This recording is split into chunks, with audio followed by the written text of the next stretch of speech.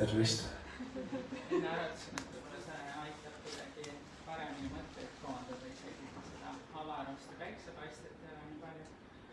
Suur aitäh kutsumast! Mina olen Linda Kainedi, ma olen ajaloolane, kuraator ja EKA õppejõud.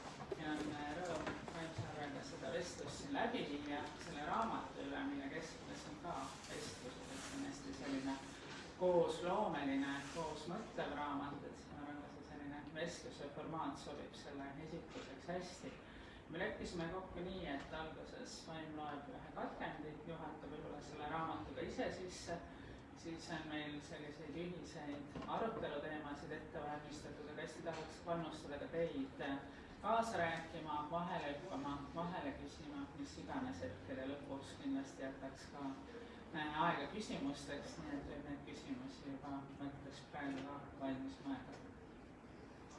Ideaalselt me istuks ringis. Ma olin just Berliinis ja tegin esitlust seal ringis ja see on nagu huvitav, kuidas lava kohe muudab seda dünaamikat ja ringis istumine kohe loob ühte täitsa erinevat nagu suhtlusstiili, et ma julgustan te kujutaks ette, nagu me oleks praegu ringis. Aga ma loen siis natuke sellest sissejuhatavast esseest, mille pealkiri on Häälekad lahkhelid.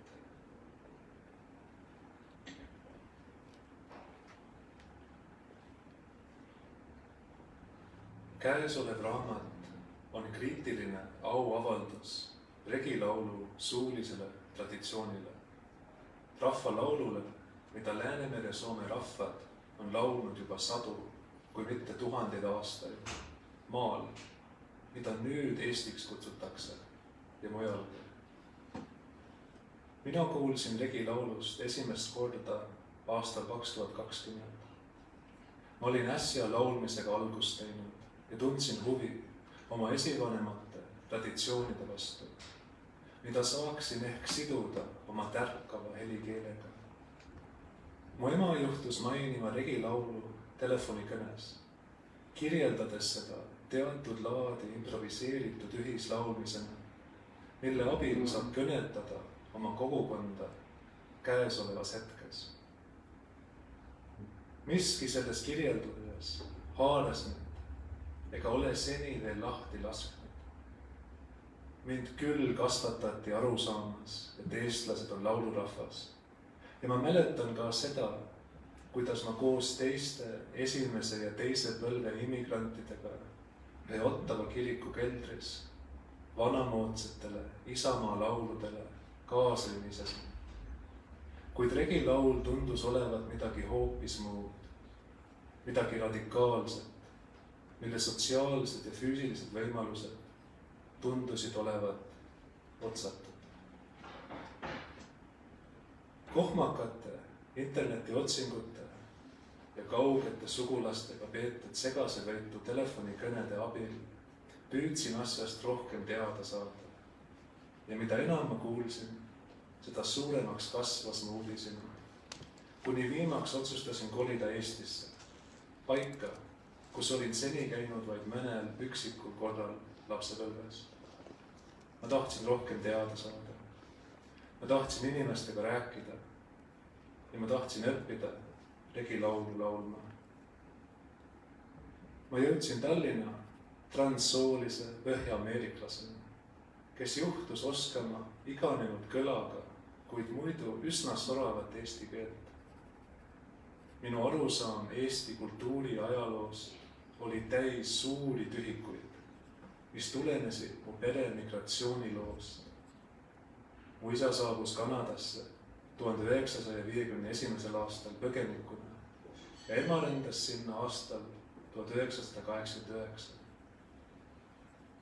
Ma saabusin Eestisse maailmavaatega, mille oli kujundanud minu kasvamine eri rasse ja klasse hõlmavates kogukondades, mis tõi kaasa kõrgendatud huvi vastupanu liikumiste, iseäranis dekoloniseerimise, kväärfeminismi ja mustanahaliste radikaalse mõtteilma vastu.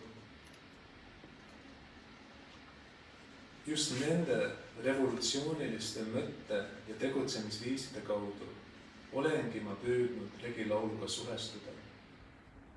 Kerge pole see olnud. Juba mu aktsendiga eesti keel ja pentsik sõnavara viitavad sellele, et ma ei kuulu siia. Kui panna veel juurde see, et ma olen mehena tajutava isikuna alati valmis köögis aitama või minu järjekindel risti riietumine, siis tekivadki lahkhelid, kroonilised lahkhelid, nii minu sees kui ka väljas, tänaval, koolis, regilauluringides. Nendest lahkhelidest on puhkenud suuremat kisagi, kui olen inimestelt otsekoheselt eestlast identiteedi kohta pärinud, püüdes kaevuda selle kultuuri süvakihtidesse, mida ma hooti ksenofoobse ja vägivaldsena kogen. Ma teen seda tööd koos selle pingega ja selle kiuste, sest ma olen veendunud, et regilaul on suuline traditsioon, mis väärib säilitamist ja aus hoidmist, vaatamata tänapäeval üldlevinud arusaamale eestlaste rahvuslikust enesetundest ja ebaajaloolistlast eurotsentristlikest tendentsidest, mida sellega seostatakse. Ma tunnistan, et see teos on provokatsioon. Et see on provokatsioon, mis on sündinud armastusest, hoolest ja kohusetundest esivanemate ees, kes elasid, töötasid ja kelle hääl kõlas maal, mida nüüd minagi kõhklemisi oma koduks pean. Need esivanemad ei olnud veel ühtsed rahvusidentiteedi ja kultuuriga euroopalikud valged eestlased, vaid pigem näen mina neis Läänemere soomlasi, kelle dialektid, hõimusuhted ja maaga seotud uskumused moodustasid kireva ja mitmepalgelise kogumi. 18. ja 19. sajandi peamiste sealsete võimukandjate balti-saksa möisnike silmis olid need rahvad pärismaalased, kelle kehasid võis osta, müüa ja sunnismaiste pärisorjadena oma teenistuses lõksus pidada.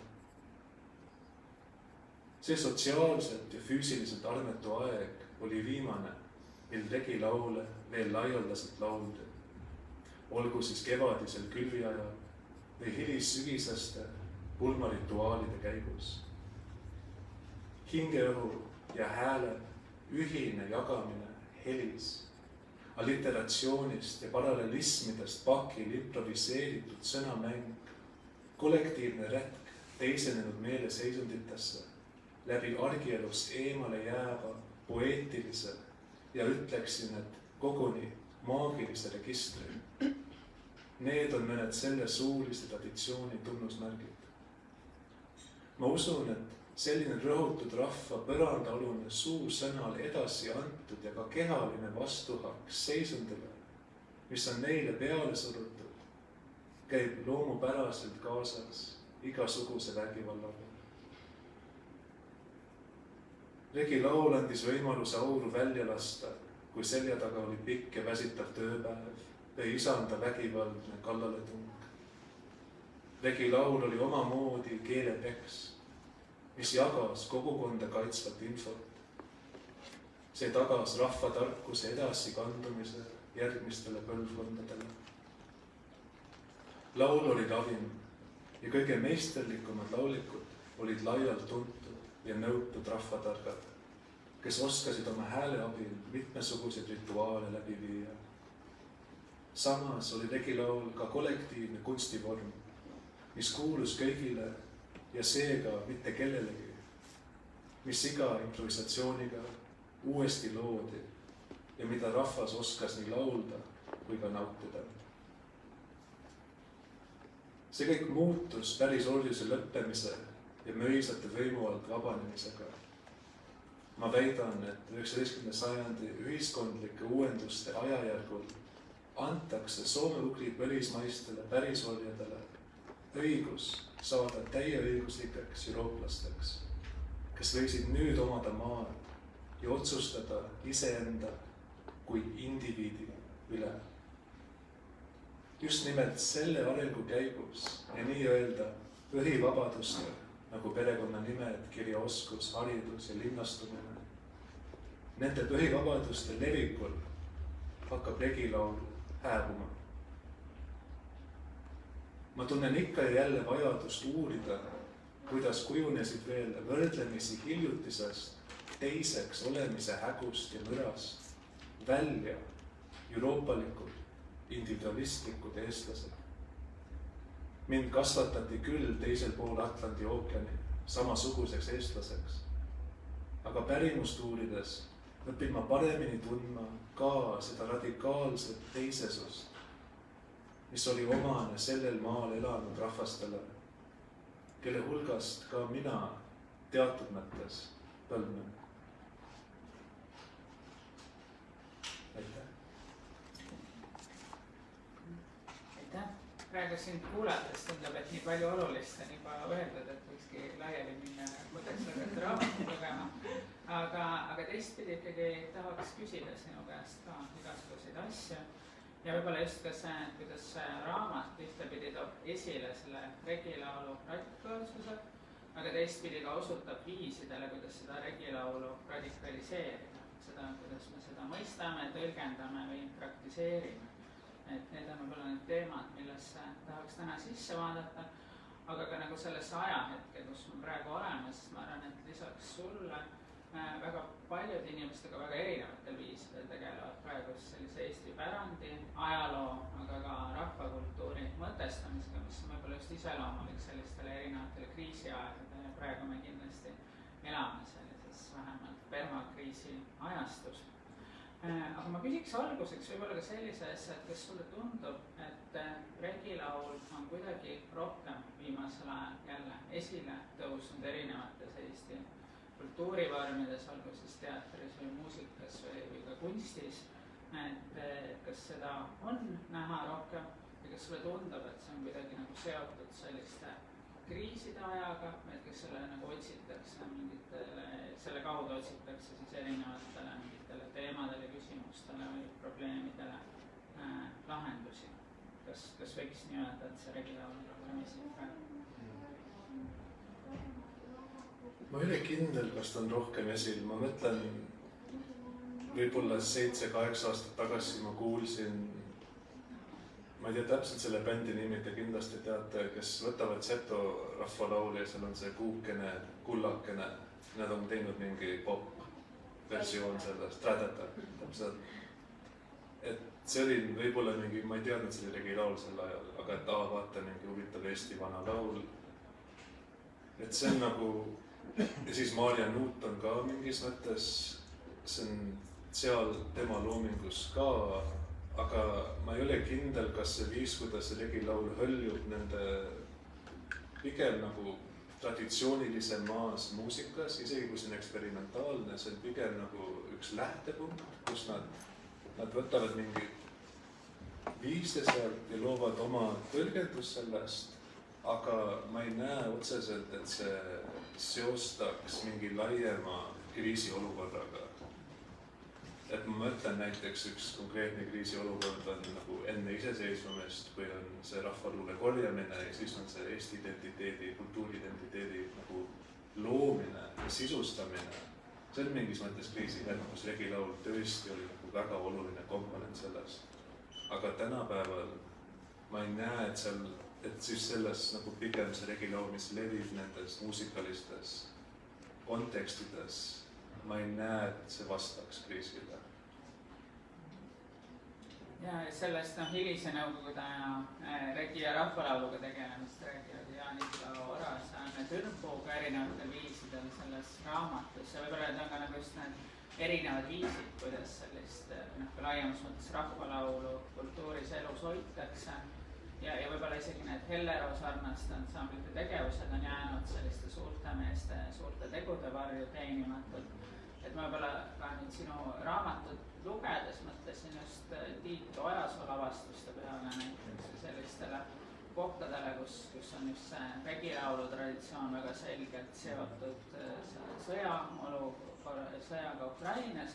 Tuletas meelde siis Veljo Tormise Raua needmist, mis räägib ka siis selle sõja ohust siis regilaulu kaudu, et noh, et võib-olla selline paralleelsus, aga ma tegelikult isegi nende näidete kaudu tahakski liikuda siis selle 70-80 aastate sellise rahvakultuuri ümbermõtestamise, sellise soome-ugri pärandi taasavastamise juurde, mida just suuresti vedasid eest siis Veljo Tormis, Kaljapõllu ja Lennart Meri oma filmide ja raamatutega, kelle varju kindlasti on jäänud palju teisi tegijaid, keda ei ole osatud nii hinnata, kindlasti ka palju naisi just.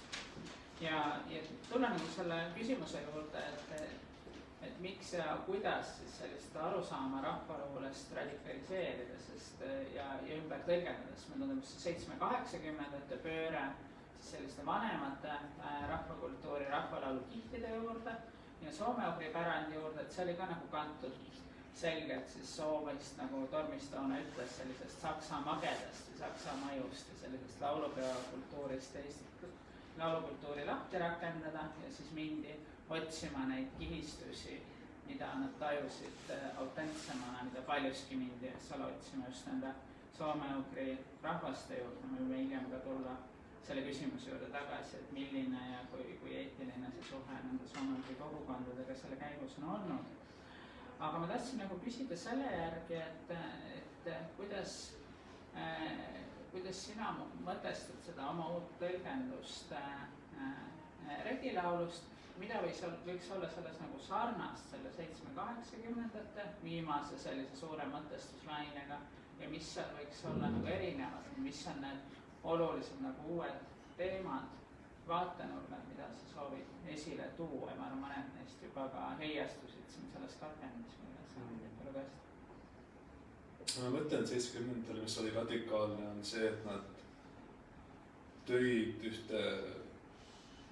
tõid nagu mingis mõttes publikule ja üks rahvakultuuri vorm, mis oli peaaegu täiesti hääbunud, Setomaal ta ikka eksisteeris, oli väga nagu elav traditsioon selles mõttes, aga nemad kas läksid Setomaale, nagu Mikk Sarv näiteks käis nagu kogumas ja nagu kuulas ja rääkis nagu laulikutega seal. Aga see on mulle nagu väga radikaalne, et midagi, mis on enam-vähem täiesti ununenud inimeste tavaeludes, nad lähevad ja ütlevad, et ei, tegelikult siin oli vanasti üks vorm, kuidas me saime koos olla, kuidas me saime laulda, seal on teatud kõla, nad otsivad tagasi seda autentset kõla ja Setomaa siis muutub niisuguseks kohaks ja paigaks, kus nad saavad minna ja kuulata seda autentset kõla, mis on omas mõttes huvitav teema. Ja see on mulle radikaalne, et teha seda, kui see on mingis mõttes täiesti surnud, et taas avastada ja elustada. See on nagu super asi ja tänu nendele, ma arvan, regilaul on elus püsinud ja ta on minuni jõudnud. Et see on väga suur asi, et neid traditsioone, see ei tähenda, kuidas sa kajastad neid mõnedes hetkedes, see on just oluline, et nad oleks kajastatud. Ja ma näen, et praegu võib-olla on see hetk, kus hästi nad on kajastatud, nad on arhiivis mingis mõttes turvalised ja nüüd on see ümbermõtestamise hetk. Ja ma näen, ma üldsegi ei tea, et mul oleks nagu konkreetne lahendus või nagu, mul on üks praktika, aga ma olen tihti ütelnud hiljuti, et see raamat on mingis mõttes ettekääne, et pidada vestlusi. Sest mulle, mis natuke puudub laiemas Eesti kultuuriruumis, on vestlused kui sellised, mis on avatud ja mis on hõlmavad vähemusi näiteks. Kas me räägime rassi, klassi, soovähemusi, kus saaks nagu vaadata, ma ütlen see nagu natuke nagu vaata läbi prisma, kui kõik vaatavad läbi ühtesmoodi prillide, siis sa ainult näed ühte sorti pärimust. Kui sa hakkad panema ja proovima teisi prille ja räägid teiste inimestega läbi vestluse, siis see pärimus muutub tegelikult väga mitmepalgeliseks. Ja ma arvan, see on minu ainus asi, on, et räägime, vestleme, kaasame neid perspektiive ja vaatame, kuidas regilaul siis saab muutuda. Sest mul on tunne just minu enda kogemusest, et ta on mingis mõttes natuke kinni. Ja mina tahan teda vist natuke raputada, sest ma arvan, traditsioonid on alati olnud raputatud ja eriti kriiside ajal, kui on mingi suur nagu 13-14 sajandil nagu nii palju eestlasi surid teatud sõjaga. See on suur kriis traditsioonile ja siis nagu need mõned inimesed, kes taas elustavad seda ja lisavad oma väikest keelt sinna loomingusse, see mõjutab siis kas 3 või 4 põlve. Et see raputus on võib-olla läbi vestlusi ja dialoogi on mulle väga oluline praegu.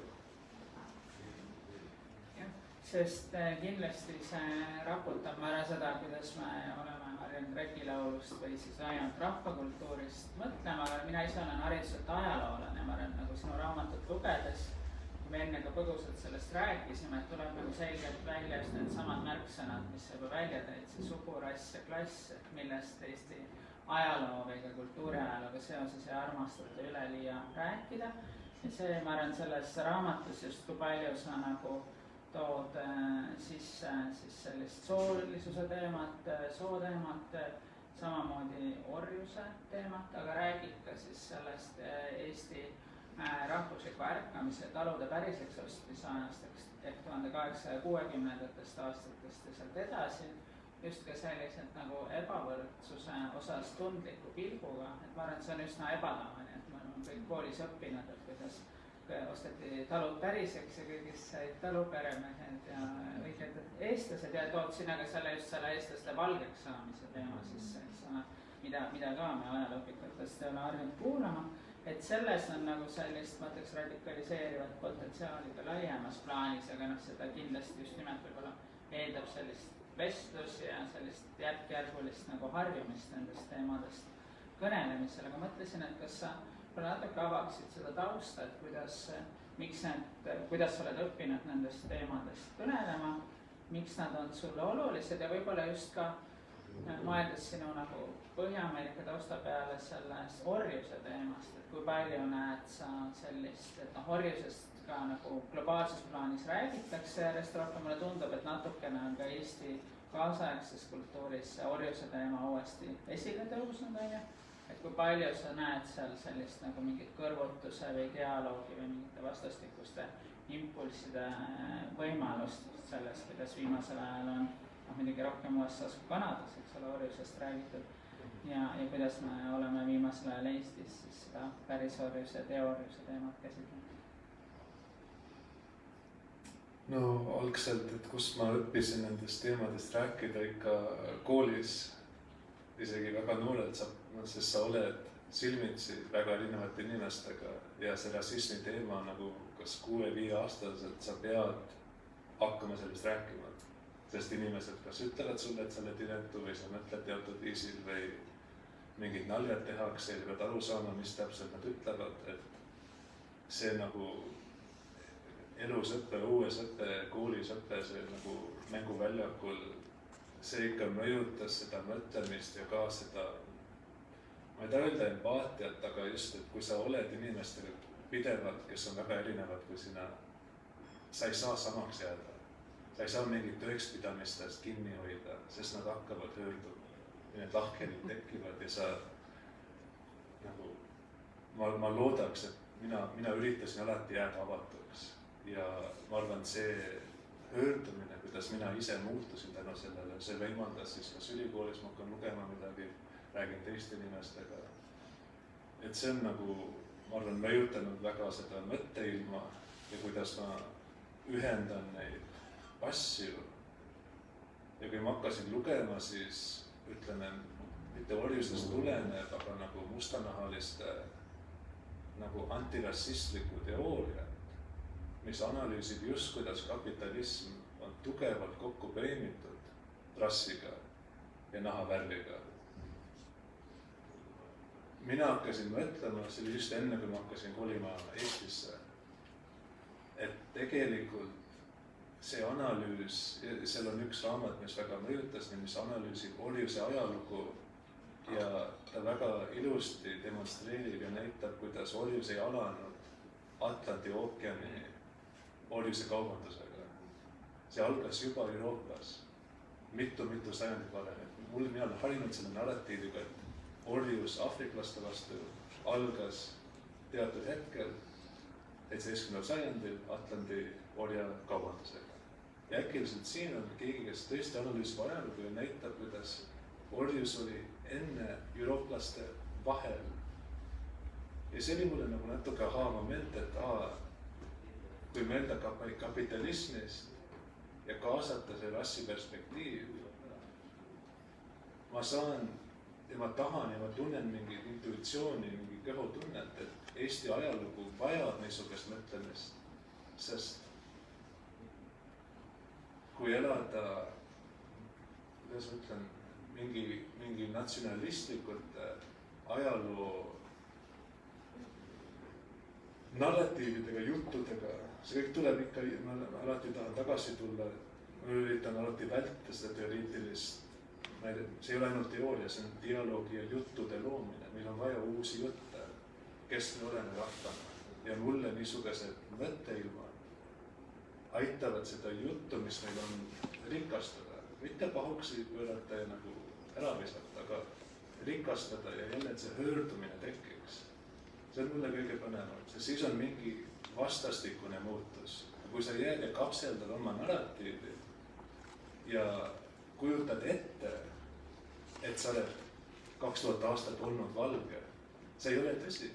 Ma ei räägi nahavärvist, ma räägin rassist kui niisugune sotsiaalne konstruktsioon.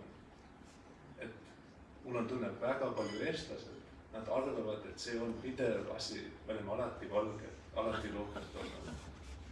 See just ei ole tõsi. Mulle see on nagu just oluline, et rääkida natuke erinevat juttu, sest jutud mõjutavad, kuidas me näeme ja mõtleme maailmast. Jah, ja ma arvan, et siin raamatus on ka väga huvitav, kuidas tuleb see valgeks saamise, siis sellise moderniseerumise või kapitalismi seos väga hästi välja. Et mõelda, et just see veel kord see talude päriseks ostmise aeg, eks ole, et see on võib-olla ka see aeg, kus nagu hakkab murenema see selline eestlaste rahvuslikus liikumise algus võib-olla veel natuke tugevamalt kohal olev selline solidaarsus erinevate teiste koloniseeritud rahvastega ja muuhulgas siis ka Ameerikas veel orjastatud inimestega. Et mõtleme, et Liidia Koidula kirjutas oma esimesed ajaloolised jutused, üldse Eesti esimesed ajaloolised jutused orjade ülestõusudest Ladina-Ameerikas.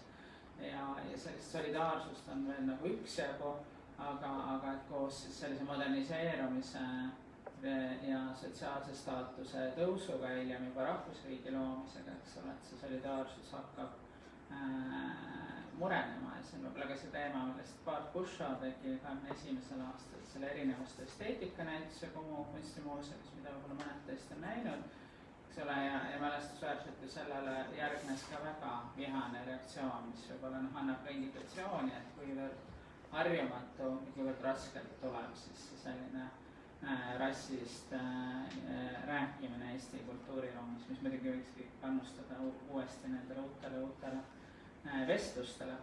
Aga võib-olla veel selle orjuse teema juurde tulles, et mulle tundub, et võib-olla ka sellest orjusest rääkimiseks oleks meil vaja neid uusi lugusid ja viise, sest viimati on sellest nii palju nii nagu peavoolukultuuris või ajalukirjutses vähemalt nagu Nõukogude ajal räägitud, kus ta oli ju ka väga prominentne rahvakultuuri analüüsimiseks ja erinevad need kogumikud, et saaksime sundjaks ja need sellised töö- ja orjalaulud olid ka nagu erinevates rahvalaulu tõlgendustes väga esil. Et kas sul on järsku endal midagi sellel teemal plaanis või kus sa siin nagu selliseid dialoogi kohti veel näeksid, et sa juba mainisid, eks ole, kuidas seda Euroopas eksisteerinud pärisorjuse vorme ja neid sõltuvuse vorme, seda Ameerika orjust kõrvutada, aga kus siin nagu näpp peale panna või mida teha? Ma arvan, et lina on tegelikult üks viis, kuidas näpp peale panna selle ühendusele, sest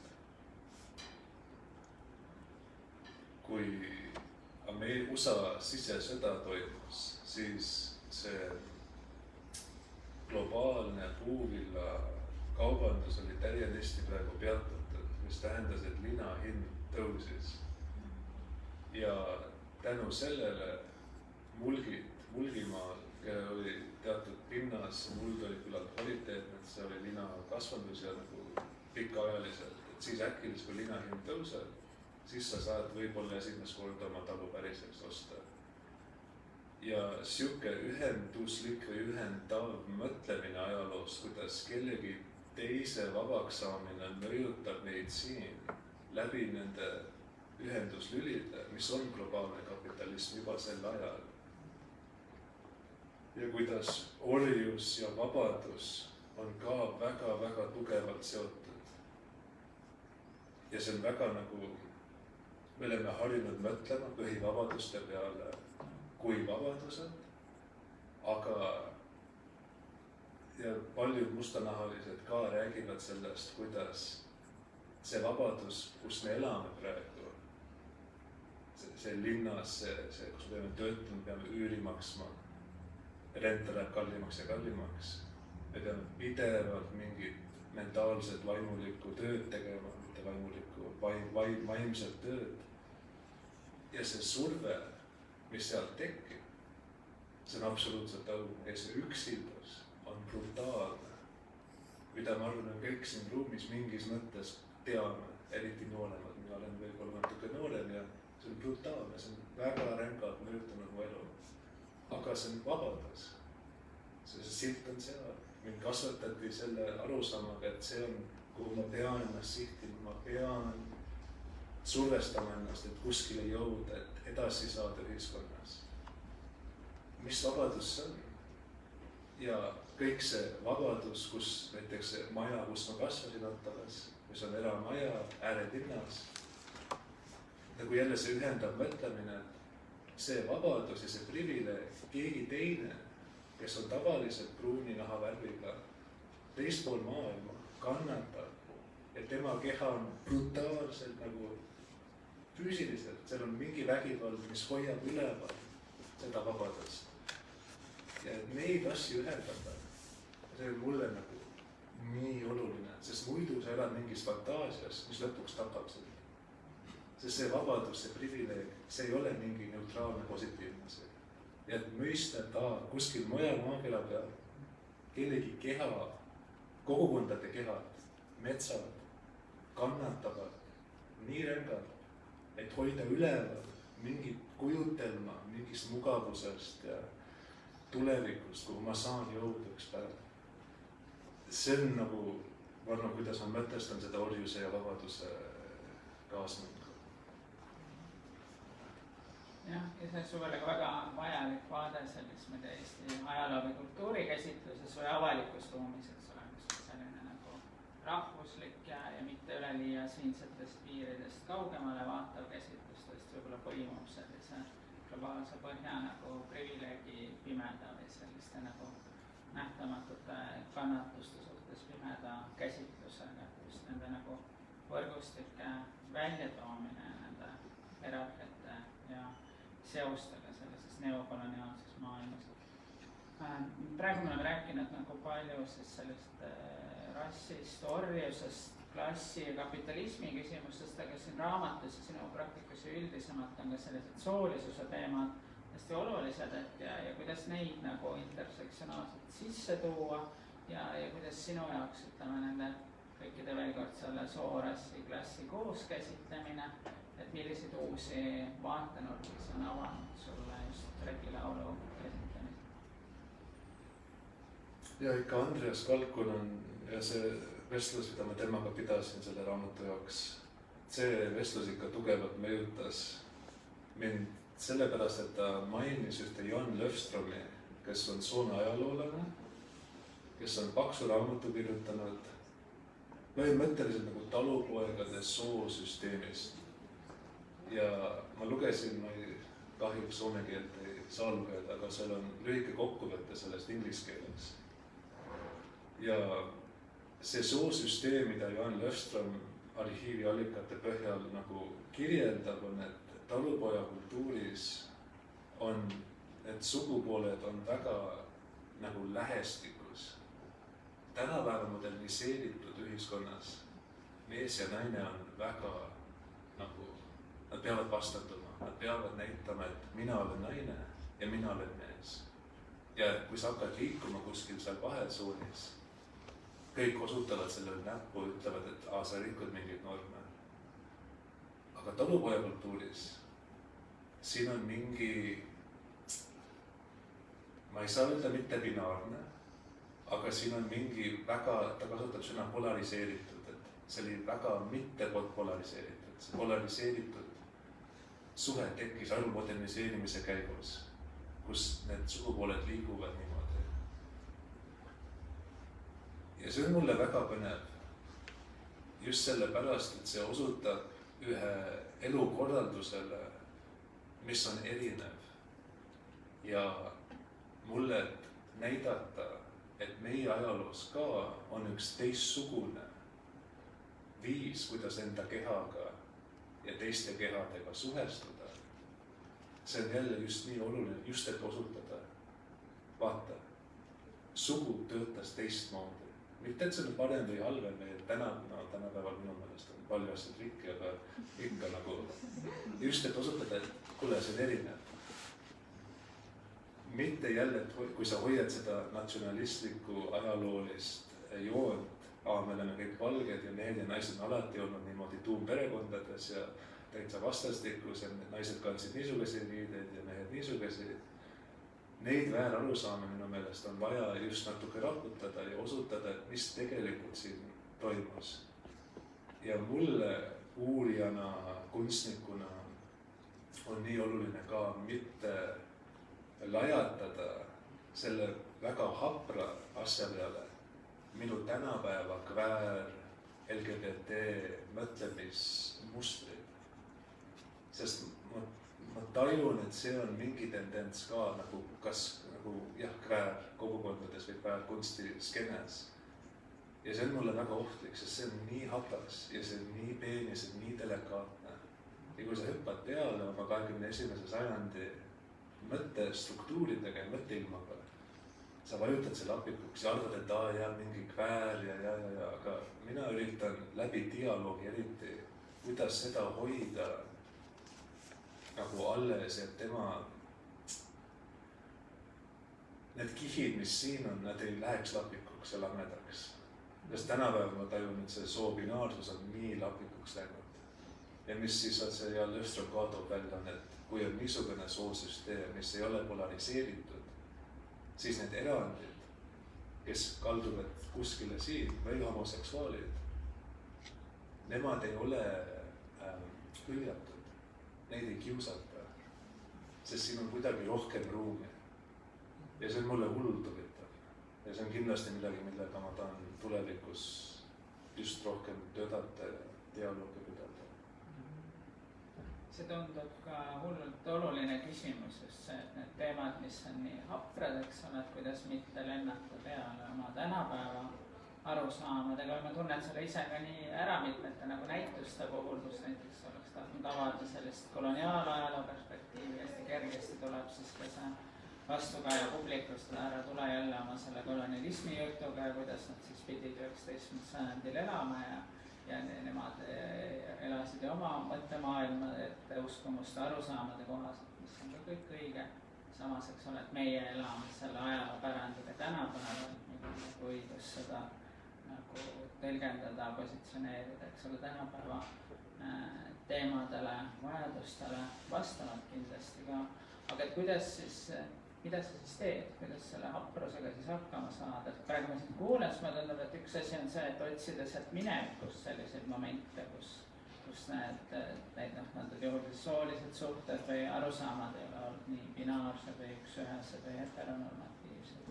Et kas see on üks viis, kas on, mis viise veel on, mis sinu soovitused on selliste hapraste olukordade teemadega tegelemiseks? No ma arvan ikka jälle see dialoog ja see nagu kui me räägime dekoloniseerimisest ka, siis mulle see on oluline, et see dekolonisatsioon töötab meie enda praktikate peal. Mitte ainult, et me väljaspoole dekoloniseerime, aga meie enda nagu lähenemine jääks täitsa samaks nagu alati. Et mul on nagu need suunad olulised, kui sa dekoloniseerid midagi, siis sina ei jää puutumatuks, aga mulle see ei ole otseselt dekolonisatsioon, sest sinu enda mõtteil ja sinu enda jälle tegud on ka palju olulisemad minu meelest kui ainult mõtted ja teooria. Sinu enda maailmas tegutsemise ja asetsemise, positsioneerimise viis, see ei muutu. Et selle haprusega minu kogemused siiamaani näitavad, et seda rohkem ma lasen sellel, kas see on uurimisobjekt nagu arhiivis või see on teine inimene ja tema kogemused. Kui ma lasen sellel muuta ja tõesti lasen seda sisse, see ei ole lihtne, aga see lubab sellel haprusel nagu ellu jääda. Kui ma lendan peale ja arvan, et mul on õigus ja ma olen lugenud teooriat, siis see haprus hakkab nagu ära minema. Ja seal on tõesti mingi tundlikkus siin ja see on väga seotud nagu suhtlemisega. Või siis inglise keeles see relation. Paljud põnevad Kariibi mõtlejad, kes on rääkivad sellest relationist ja nagu kui oluline see suhestumine või suhe kui selline on tegelikult mõtlemisele või elule isegi kui selline oleks. Jah, nagu suhestumine või siis enda sellise nagu eetilise positsiooni ja teadvustamine ja läbimõtlemine. Ja kontrollist lahti laskmine ja pead ise ka valmis nagu habras olema. Ja haavatav. Lihtsalt ei saa nagu liiga turvaliselt positsiooni ise. Ja ei saa minu meelest professionaalselt otseselt seda teha, sest kui sa tõesti teed seda, see on see keeruline asi, nagu sa saad mingis mõttes oma karjääri üles ehitada selle peale, aga samas kui sa tõeliselt teed seda, sinu karjäär ei lähe kusagile, sest see on ainult jääb sinna kooli õue ja kogukonda. Ja see on mulle mingi paradoks, et kuidas nendest asjadest rääkida ja praktikates mõnes mõttes teoreetiliselt rääkida, aga tegelikult see tõeline asi ei jõua isegi sinnani ja kuidas, jah, see karjääri teema, see on mulle huvitav, sest ma räägin ja mul siin on mingi raamat sellest, aga see standard, millele mina hoian ennast, on, et see alati läheks tagasi ja toimiks aktuaalsetes kogukondades, inimeste vahelistes suhetes ja ei jääks akadeemiasse, ei jääks kunstimaailma pidama. Jah, tõepoolest võib-olla see, mis uus dekoloniseerimise laine on toonud juba ülikoolidesse mujale, on tõesti see uurija nagu autoriteedi teadvustamine või noh, et see vajadus sellega tegeleda ja töötada, eriti ma olen, kui on ka tegemist sellise rahvakultuuriga töötamisega, eks ole, siin raamatus on juba juttu palju teiste soome-ugri rahvaste laulu- ja rahvakultuurist, eks ole, mille puhul ka seda, kuidas eestlased on seda kogunud või ka kasutanud oma kunstiloomingus ja neid eetilisi küsimusi ei ole ka üleliia palju vaagitud ja ma arvan, et seal on terve suur probleemide pundar avanemas. Aga võib-olla veel sellistest keerulistest kohtadest ja momentidest ja seoses ka sellise Eesti kultuuri või ajaloo dekoloniseerimisega, millest on viimasel ajal palju juttu olnud, et mulle tundub, et sellisel äreval kriiside ajal see on paljuski nii siin kui mujal nagu segunenud siis sellise rahvuslusega või nii paljud inimesed, kes ka oleks varem olnud võib-olla puhtamalt sellisel rahvuslikul või rahvusromantilisel positsioonil on nüüd ennast uusbrändinud siis dekoloniseerijateks ja kuidas see nagu rahvalauluga tegeledes rahvalaulu niivõrd tihe seotus siis rahvuslusega või rahvusliku projektiga juba 19. sajandist saadik, et see muudab selle nagu ka omamoodi keeruliseks, et pidevalt on vaja nagu menetleda seda suhet rahvuslusega nagu ajalooliselt ja ka selles, eks ole, et kuidas paljud võib-olla tänapäeval mõistavad seda dekoloniseerimist ka sellise nagu tagasipöördumisena siis rahvusliku ajaloo tõlgenduse juurde, et kuidas, milliseid vastuargumente või vastupraktikaid siin leida, mida, kuidas nagu, jah, just. Vastuargumente. Noh, et see sellistele tendentsidele, mis ma arvan, mitte ainult Eestis, vaid ka Ida-Euroopas laiemalt, eks ole, et kus seda dekoloniseerimist oleks hästi mugav võtta nagu sellise tagasipöördumisena sellise rahvusromantilise ajaloo või kultuurikäsitluse juurde, et noh, kuidas näidata just, et see dekoloniseerimine tähendab midagi palju enamat, nagu me oleme siin ka rääkinud, palju keerulisemat võib-olla, palju sellist hapramat, eks ole. Et kuidas, kui palju sa üldse võib-olla nagu täheldanud sellise rahvalaulu ja rahvusluse seoseid või sellist nagu jälgides praegu neid erinevaid dekoloniseerimise debatte, kas Eestis või Euroopas laiemalt, et kui oluline või kui problemaatiline see selline rahvusluse või rahvusromantismi tagasitulek sinu arvates siin on? Ja see on mulle ikka seotud nende iganenud narratiividega ja juttudega, mis inimesed räägivad ühe teisele sellest, kes me olime või kes me praegu oleme, kas see on siis seotud rassiga või sooga, kuidas perekonnad nägid välja. Ja need mõlemad, kas rass või klass või sugu, nad on kõik, ma tunnen, et see rahvusromantiline lähenemine kuidagi vajutab see kõik rapikuks ja teeb terve see rahvamass, kes jälle minu silmis nad on väga kirevad ja väga erinevad, täitsa lapikuks. Kõik eestlased. Tegelikult ei ole kõik eestlased. On rannarahvas, on setod, on Kihnud, nagu Häädeneste, kus mina elan, need on täiesti oma murre ja oma rahvariided. Ja mulle seda mitmekesisust nagu, et selle peale valgust näidata ja mitte alluda selle rahvusliku tendentsile, et moodustada või luua ühte rahvast. See on nagu väga oluline dekoloniseerimise mõttes. Ja jah, kas ma sain õigesti su küsimusest aru?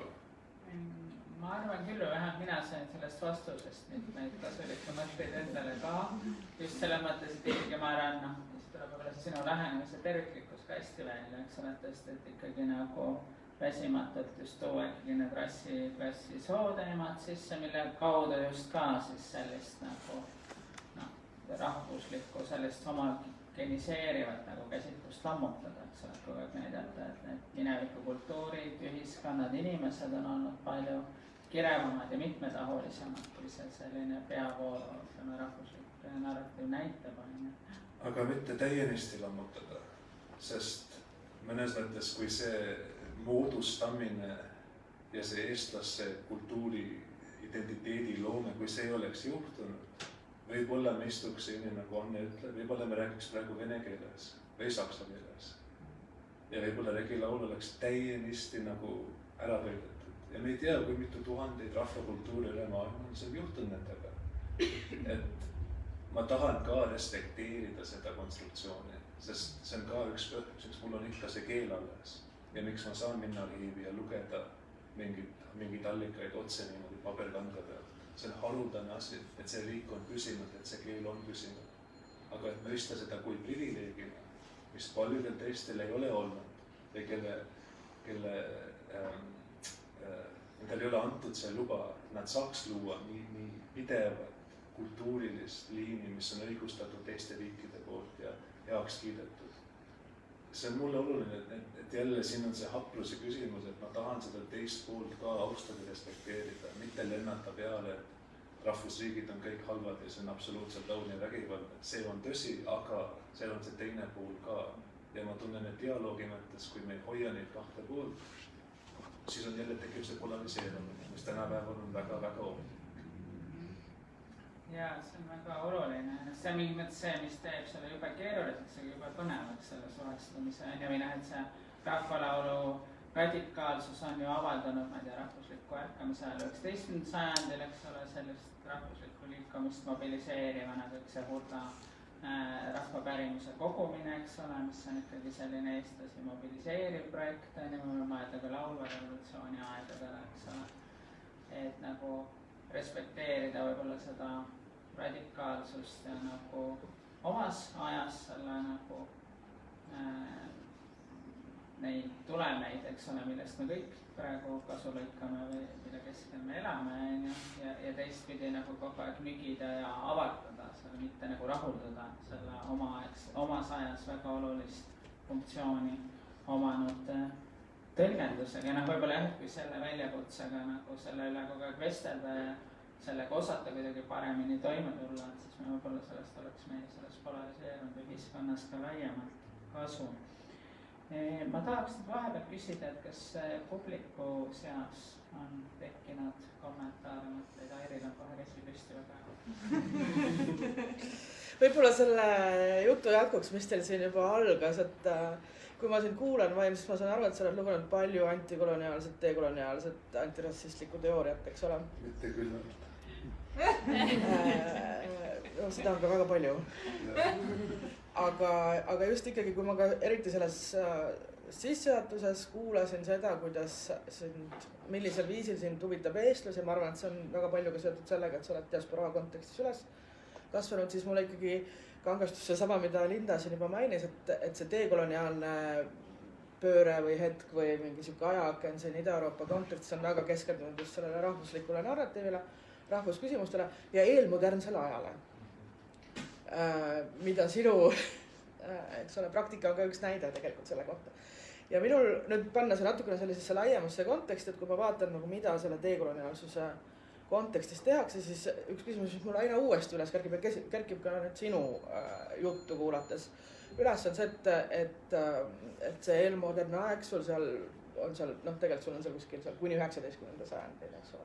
Ja kui nüüd mõtleme selle peale, kuidas on siis Eesti ühiskond kujunenud 20. sajandil, me räägime siin üldse mitte homogeensest ühiskonnast, me räägime multikultuursest ühiskonnast ja kõik need nagu, kui fookus on sellel eelmodernsel rahvuslusel, siis selles narratiivis ei ole seda venekeelset elanikkonda, kes moodustab väga suure osa tänasest Eesti ühiskonnast, kelle kodanikuõigusi praegu massiivselt piiratakse, ilma piuksigi teeks, eks ole, see eestikeelne enamus. Et kuidas need dekoloniaalsed perspektiivid aitab meil kuidagi nagu kas raputada või küsimuse alla seada või kuidagi üldse nagu mõtestada seda ühiskonna, milles me elame? Esmalt see on huvitav, et sinu jaoks dekoloniaalsed lähenemised on ainult või tihtipeale enamasti suunatud eelmodernsesse aega, sest minu meelest see vähe, mis ma olen lugenud jälle, on pigem Sovjeti ja Nõukogude aega suunatud. Et see dekoloniaalsus kui mingi Google uurimuste ja et seal on väga palju tähelepanu pandud selle postkolonialistliku, postsotsialistliku lähenemisega. Aga mul kuidagi tundus, et liiga vähe tööd on tehtud eelmodernse ajaga. Aga võib-olla meil on erinevad allikad või võib-olla see asi, mida mina otsin dekoloniaalses lähenemisest. Ma ei ole seda nagu märganud Ida-Euroopa kontekstis, see on pigem alati, et Nõukogude Liit oli koloniseerija ja et kuidas me dekoloniseerime sellest ajastust. Aga et mulle siis intersektsionaalselt hakata rääkima eelmodernsest ajast, mitte rahvusliku võtme kaudu. See on, kuidas mina nagu tunnen mingi pärast, et seal on mingi auk, aga äkki sul on allikaid? Või? Mina küll lisaksin juurde, et teil on tohutu hulk kaasamõtlejaid, ma olen väga vaimustatud, et on niisugune läänest tulnud, kes jagab neid Eesti suuri mõtlejaid, keda praegu homogeniseeriv karjäärihuvilistest teile nagu väga-väga mõjuv trend on nagu kõrvale surunud, aga kindlasti te olete tuttav ju Uku Masingu ringiga ja seal oli terve suur mõttering, kes oli teil mõttekaaslased ja võib-olla mõnes mõttes laiema ringiga veel. Aga tagasi tulles... Siin on vastus. No, aga tagasi tulles küsimusele, siis ma arvan jälle, et see mitmekesisuse küsimus, et osutada sellele, et tegelikult enne kui eestlus eksisteeris, siin oli väga mitmekesine rahvas, väga mitmekesite kommetega, väga palju sulandumist teiste kultuuride, kas sa elad saarel või kas sa elad saartel või sa elad Setomaal, siis see sulandumine ja see kultuuriline hübriidsus, kas me räägime õigeusust ja paganlikutest kommetest, see rändamine, mis toimus ja see viis, kuidas need kultuurid ja keeled ja vaimsed ja maaga seotud praktikad segunesid, see on jälle mulle, see on väga-väga, see ei ole lapik, see ei ole homogeenne. Aga see narratiiv, millega mina kasvasin ainult üles on, et see kõik oli lapik ja homogeenne ja eestlased olid ja kõik. Ja siis mulle, et nagu, kui seda mitmekesisust esile tuua ja nagu luua uusi jutte ja narratiive, mis tähendab olla eestlane ja kes eestlased olid ja kes me päragu oleme. Sealt tekib see ruum, sest praegu ei ole ruumi vene keelt kõnelevat eestlastele. Null ruumi. Ja see on nagu see vägivald, mina tajun transinimesena, on väike asi sellest, mida ma kujutan ette, mida ma natuke tajun minu vene keelt kõnelevat sõbrad, mida nemad tajuvad tänapäeval, tänava peal. Et see ruum nagu on oluline, see ruum oleks loodud. Ja ma arvan, et niisugune lähemine minevikule aitab seda ruumi luua ja ümber mõtestada isegi 20. sajandil, nagu sa ütled, Eesti oli väga mitmekesine ja siiamaani on.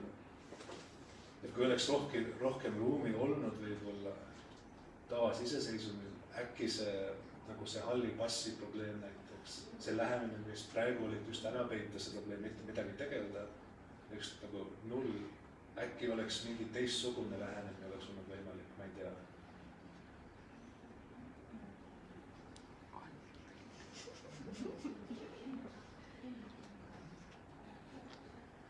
Aga ma panin rõõmuga tähele, et oli juttu regilaulust kui niisuguse maagilisest funktsiooniga laulust ja see regilaulu maagia on see, mis praegu nagu kõnetab üks võimalus. Absoluutselt. Ma arvan, see maagia on väga oluline eriti, sest see ei ole kirjakeelne maagia. Et see on suuline kultuur ja mulle see maagia, oluline komponent sellest maagiast või sellest see rituaalne mõju, mis on võimalik saavutada läbi regilaulu, on just seotud selle suulisusega ja kuidas, ma mõtlen natuke neurokognitiivselt siin, kuidas inimkeha tuleb toime ilma kirjakeeleta audiovisuaalses nagu keskkonnas, kus sa ei saa pöörduda tagasi kirjakeelele ja sa pead pidevalt suhestuma ümbritseva keskkonnaga.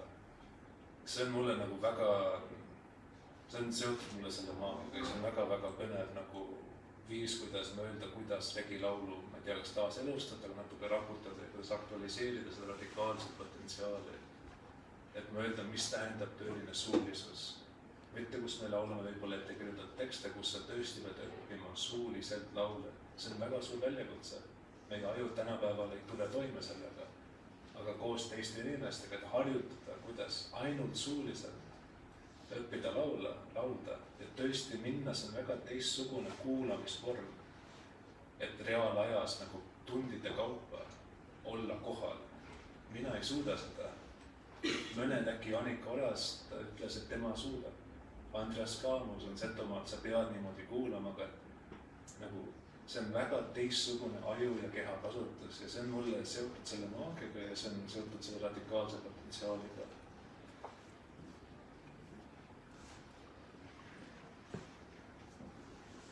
Jaa, mida teised arvavad?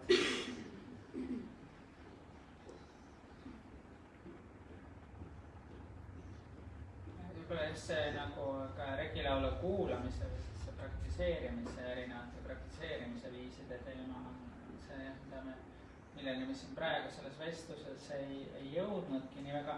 Ma arvan, meil kuskil umbes tunni ajaga võiks piiruda, aga ma tegelikult lõpetuseks tahaks ikka veel tulla selle raamatu enda juurde tagasi, et võib-olla kui sa natuke kirjeldaksid selle raamatu tegemise protsessi ja tulles siia Eesti Kunstiakadeemiast, ma just tahtsin küsida ka selle teksti ja piltide vahekorra üle või see, et kus kohas sa need pildid leidsid, kui palju sa leidsid neid dialoogis siis nende intervjueeritavatega, mõne pildi päritolu ka siin vihjamisi saab tekstis selgeks, aga ja üldse, mis rolli see selline ajalooliste piltide kaasamine sinu raamatus mängib?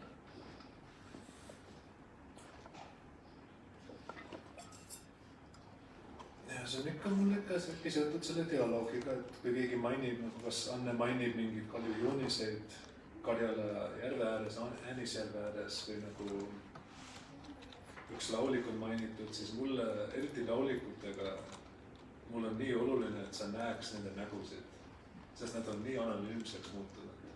Aga nad olid väga aktiivsed pärimuse kandjad, nad ei olnud mingid passiivsed mälukamrid, kus sa panid laule ja siis nad mäletasid ja andsid edasi nagu.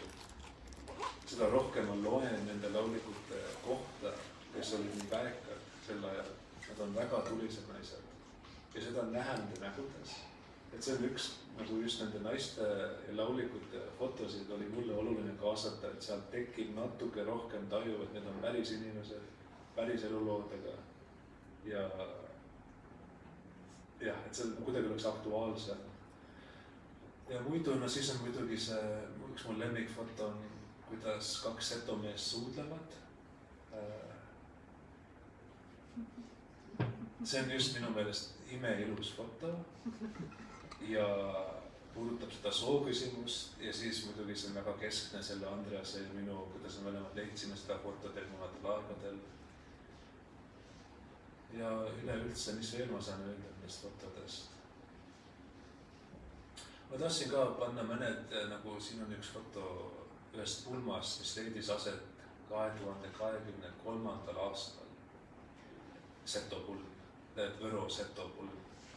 Et siin on ka, et ma tahtsin meelega, et ei ole ainult arhiivmaterjal, vaid on tegelikult nagu tänapäevane materjal, et natuke see piir nende kaha erinevate aegade vahel muutuks natuke hägusemaks.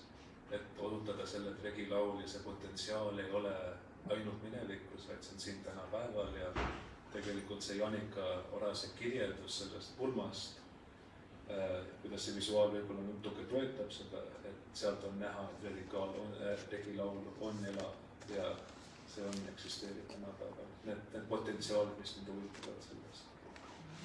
Jah, see on ju tõepoolest hästi oluline, aga muidu sellise dekoloniseeriva uurimiste puhul, eks ole, näidata, et need teemad ei kuulu mitte ainult minevikku, eks ole, vaid nad on erineval viisil kohal ka tänapäevas. Me tundus, et paljudel, kui ma ise seda raamatut lugesin, lehitsesin, vaatasin, ma tundus, et paljudel pihtidel tõesti on ka see selline radikaalne potentsiaal endalgi olemas, just see mainiste 2 suudleva setu mehe fotot või minuga, ma arvan, minu võib-olla kõige suurem lemmik oli see naislaulikute foto, kelle keskel istuvad siis 2 sellist autoriteetset meesuurijat, kes oled rahva laulu ja luule kogumise hierarhiadest ja välja.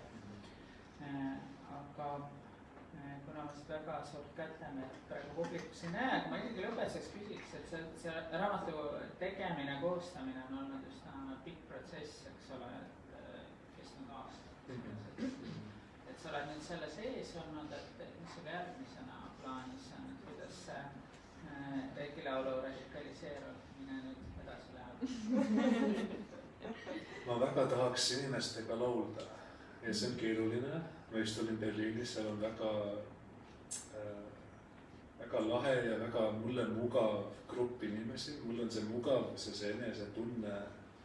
Kahjuks ma ei ole leidnud selle 3 aasta jooksul, mis ma olen siin olnud, eestlasi, kellega laulda. Meil natuke oli meie kunstikollektiiviga, see jäi ära, mina kolisin Massiasse, et see on nagu natuke geograafiline probleem, ma arvan, Tallinnas tuleks rohkem kõne alla, et nagu aktualiseerida seda praktikat, aga mul on tõesti tasapisi, ma arvan, korjan neid inimesi Eestis ja tõesti tahaks niimoodi regulaarselt harjutada väga teatud viisidel, mis on ka kogukondlikult otsustatud, aga mis on seotud selle suulisusega ja mis on jälle seotud selle füüsilisusega.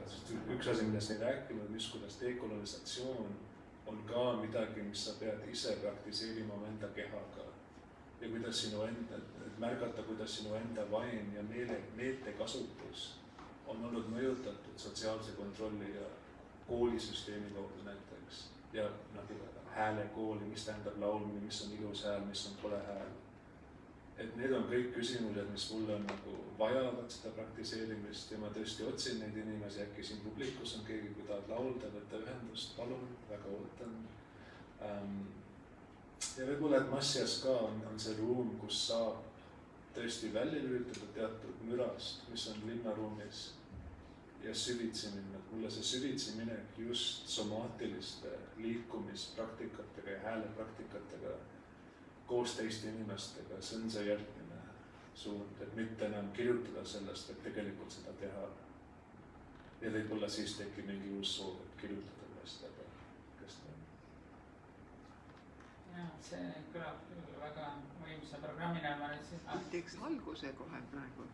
laulaks natukene. aga võib-olla ma seda ei öelda, et see raamatus, ma arvan, tuleb just ka välja see selline ühtepidi see tõlgenduse, pideva tõlgenduse, pideva vestlemise vajaduseks, aga teistpidi just see erinevatel viisidel nagu praktiseerimise vajalikkus ka, mis nagu ka sellest teekoloniaalses mõttes tõesti on oluliselt kohati.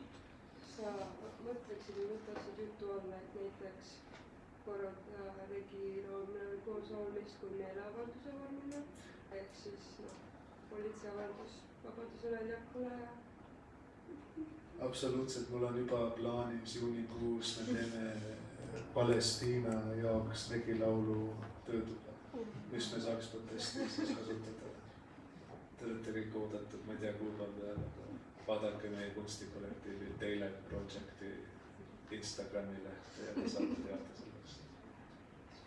Sest see on jälle, kui me lähme protestile, seal on väga äge see Brothers of Resistance, kes teevad trummi löömist ja see tõesti ka haarab kaasa, aga tegelikult meil on üks vorm meie kultuuri traditsioonides, kus inimesed kuidagi kohe saavad kaasa minna ja millegipärast me ei tee seda, me töötame pigem lääneliku väljendusviiside peal, aga tegelikult meil on üks väga aktuaalne praktika, mida saaks kaasata sinna. Mõnedel keskkonnaprotestidel on ju ka kasutatud, aga need on kahjuks nüüd jäänud nii harvaks.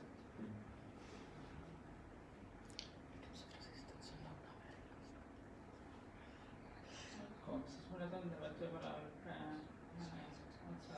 kokku tõmmata, said ikka ise julgustada, mina olen sellest inimestest, kellest on raamatus ka juttu, kellel juba lasteaias öeldi, et ära sina liiguta suud, kui teeb seda laulavad, ise häält tee.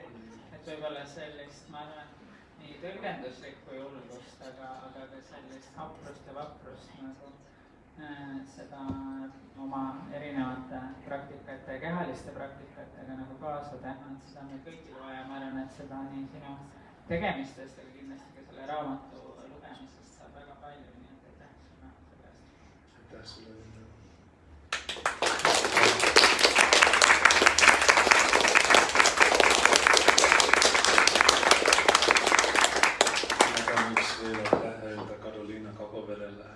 Kes tõesti aitas, et see keel, see eesti keel muutuks mitte puiseks vettuma. Ootan ka su järgmist raamatut, väga tore oli teha seda. Ja te võite neid raamatuid vaadata.